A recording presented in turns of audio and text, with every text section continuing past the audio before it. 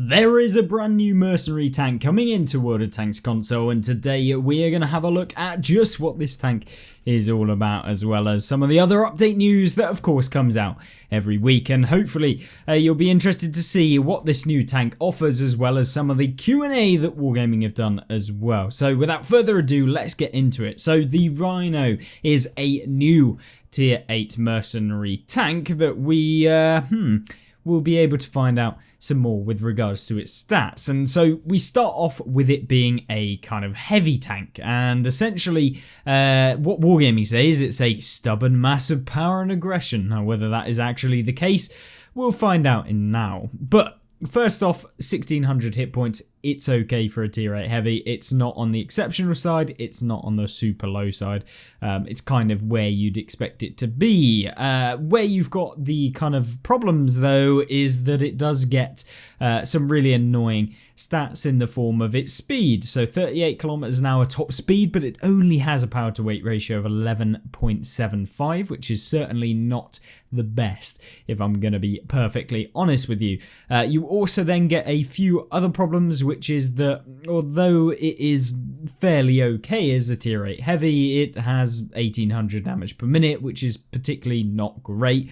But there's one really good thing about this tank, and probably the best thing about it is that it does get 440 alpha damage, which puts it up there with some of the higher alpha damage tanks at tier 8 for heavy vehicles, which is something that can be kind of cool. And then you combine it with the fact that it gets 8 degrees of gun depression, and of course your traditional Centurion or Carnarvon turret, which looks fairly okay. Maybe a slight change to what this tank is traditionally kind of thought to be with regards to the sloping of the top of the turret. Maybe this looks like it actually can be penned a little bit easier than the Carnarvon, but of course we'll wait to have to see it in the game, because yeah, Wargaming don't actually give us the armor values at the bottom to tell you exactly how thick each part of the armor actually is. This is something that Wargaming could really do with adding in, because right now all this tells me is that the turret is the strongest point, and then you've kind of got the upper plate being the second strongest. There's a cupola looks okay,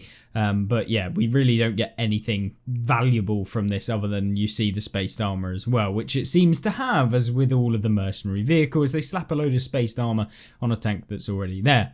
But more importantly, what does this tank actually feature? Well, it looks like it actually gets a Tiger II hull. So you can see the traditional Tiger hull, except this one has spaced armor on the sides, even more of it. It gets spaced armor on the front. So essentially you're going to have to play this thing like a bit of a Tiger, I guess. Maybe slightly slower than the Tiger, because you've got a bit of spaced armor slapped on there, weighing you down, and of course decreasing the power to weight ratio. But you do have this Carnarvon turret alongside this kind of Soviet 440 alpha damage gun. So it's a bit of a hybrid, and I think it will be an interesting one to see whether or not it actually works in the game. I think it could be quite powerful, but how do you actually get it? That's the most important thing. Can you get it for free? Is it a contract? Is it something we can all work towards? No, you have to buy it for 13,300 gold. If you want the Ultimate Edition, if you want the loaded version, 11,300, and if you just want the base version, 8,800. So once again, about £30, something like that, to be able to pick up this vehicle, which I would hold off on purchasing until we do a review, which will hopefully come out on Tuesday anyway, so you guys can see what this tank is all about, what the kind of armor is like, whether that alpha damage works, whether the damage per minute kind of sucks on it. But right now, let me know what you actually think about the statistics of this vehicle. The accuracy kind of sucks, the aim time kind of sucks. I'm feeling like this tank could be a little bit lackluster, but at the same time it could also be quite strong with that 440 alpha and the 8 degrees of gun depression with that Carnarvon turret. But we'll have to see how the armor actually holds up and whether it is as decent as it kind of looks like it may be. But other than that, what else do we have to offer to you guys as the update news this week? Well, Wargaming have come out with a few new things, and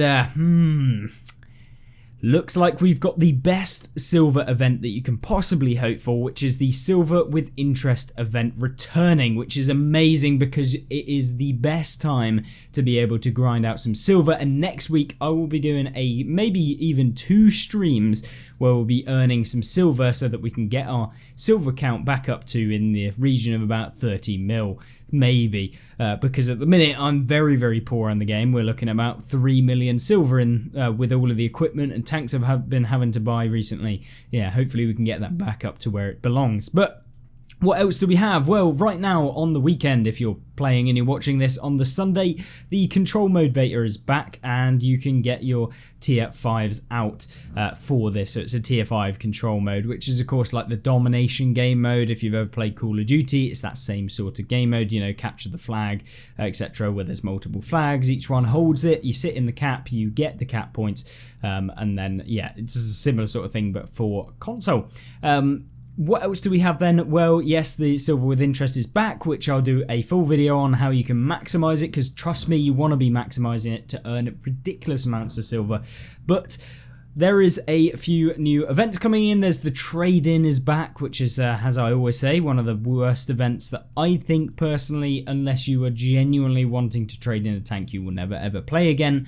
But most of the time I just say to avoid trading in any of your tanks for these premium tanks, because 90% of the time they come on sale at 50% discount, which is probably better than what you're trading it in for, and you don't even have to trade in your tank to be able to get them. So just buy them on sale. It's a much better way of actually doing it rather than going with this trade-in event, which I think is kind of pointless, and you have to get rid of one of the tanks that you already own. So that's kind of my view on the trade-in event. Some of you will use it. I'm sure sometimes it's worth it in the case of, yeah, I'm never ever going to play this tank ever again, so I might as well trade it in for a discount. But for me, I never use it. I don't think it's worth it. Contract for the Caboose is coming out as well. So on Tuesday there'll be the contract for the mercenary tank, the Caboose. Nothing too exceptional, it's low tiers, so not really anything I'll be looking at. Control mode testing next Friday the 13th, 10 AM UTC till 10 AM UTC Monday, so you'll be able to use it as well, which will be tier 10, and Fjords, Airfield, Himmelsdorf and Savoragos will all be playing with the control mode. Lights, mediums, heavies and TDs, no artillery, no true vision, that is what you can do. Of course the new Rhino tier 8 mercenary heavy tank is also coming in, and apparently there is a way of being able to look at it. Oh no, never mind. I thought maybe we'd be seeing some form of armor viewer, maybe not.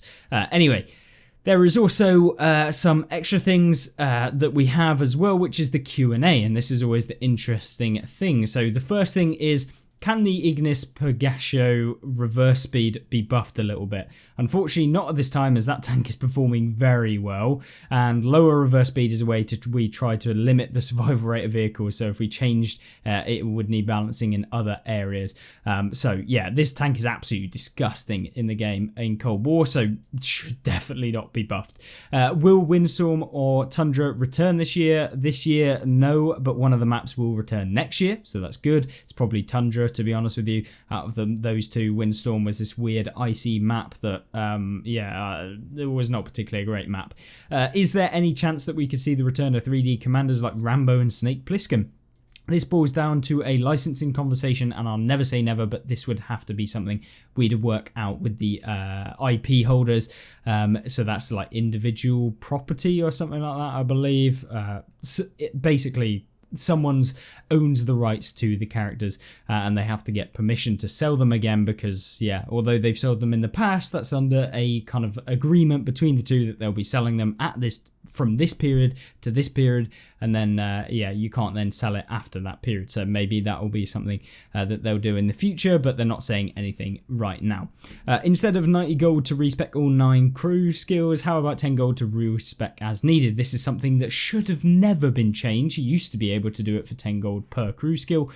This is something we're looking into and talking with our departments and see how we can tackle it in the future. So expect some changes, but to no dates are given at this time. So this is something we should 100% have in the game. I don't see why Wargaming are doing it. It's not really a benefit to being able to make them a load of money. 90 gold is worth probably like 10p or something like that. So I mean, for Wargaming's sake, it's not really going to give them any money, and it's just annoying for like people to actually pick the perks that they want. Any plans for a new big update that would change the name of the game, like Mercenaries or Modern Armour?